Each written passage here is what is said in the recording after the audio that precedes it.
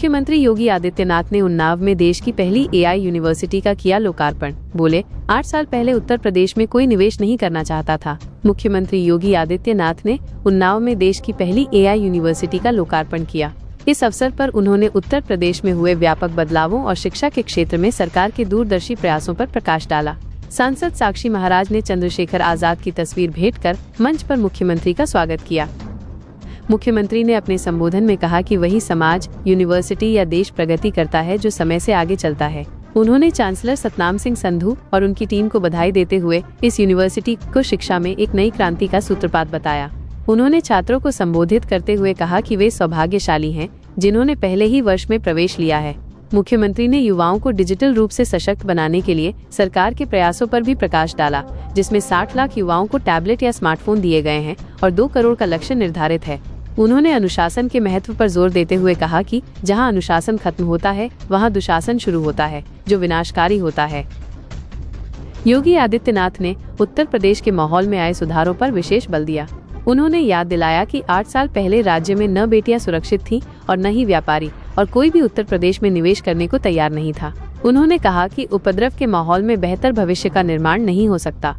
आज उसी का परिणाम है कि उत्तर प्रदेश में 45 लाख करोड़ के निवेश प्रस्ताव प्राप्त हुए हैं, जिनमें से 15 लाख करोड़ के प्रस्तावों को धरातल पर उतारा जा चुका है। उन्होंने बताया कि कैसे कोविड महामारी के दौरान भी प्रधानमंत्री के नेतृत्व में राष्ट्रीय शिक्षा प्रणाली को लागू करने की तैयारी की गई और उसे सफलतापूर्वक लागू भी किया गया। उन्होंने खुशी जताई कि शिक्षा प्रणाली में अच्छी रैंकिंग के लिए हर जिले में नई प्रतिस्पर्धा शुरू हुई है और यूपी के 2 विश्वविद्यालयों को ए जोड़ रैंकिंग मिली है। पिछले 8 सालों में 23 नए विश्वविद्यालय स्थापित हुए हैं और जिन कमिश्नरी में विश्वविद्यालय नहीं थे वहां भी 6 नए विश्वविद्यालय बनाए गए हैं।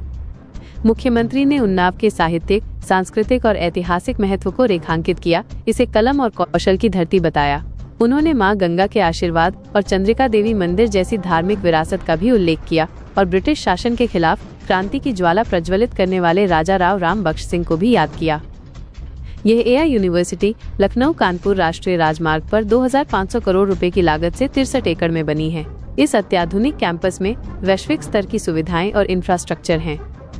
मुख्यमंत्री ने यूनिवर्सिटी में SAS और KPMG के सहयोग से स्थापित 2 AI centre of excellence COE और centre for universal business and entrepreneurship cube का भी उद्घाटन किया।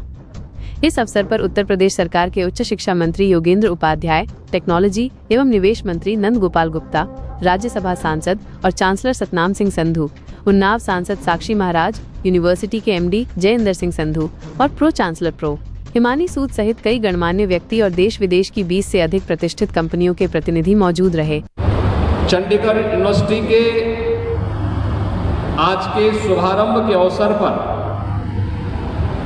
मैं सबसे पहले यूनिवर्सिटी के चांसलर से सतनाम सिंह संधू जी को,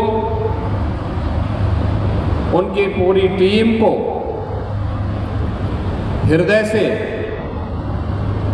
यहाँ पर बधाई देते हुए आप सभी उपस्थित महानुभावों का अभिनंदन करता हूँ और उन्नाव वासियों का विशेष रूप से मैं उन्हें हृदय से अभिनंदन करता हूँ कि एक शिक्षा में नई क्रांति लाने वाली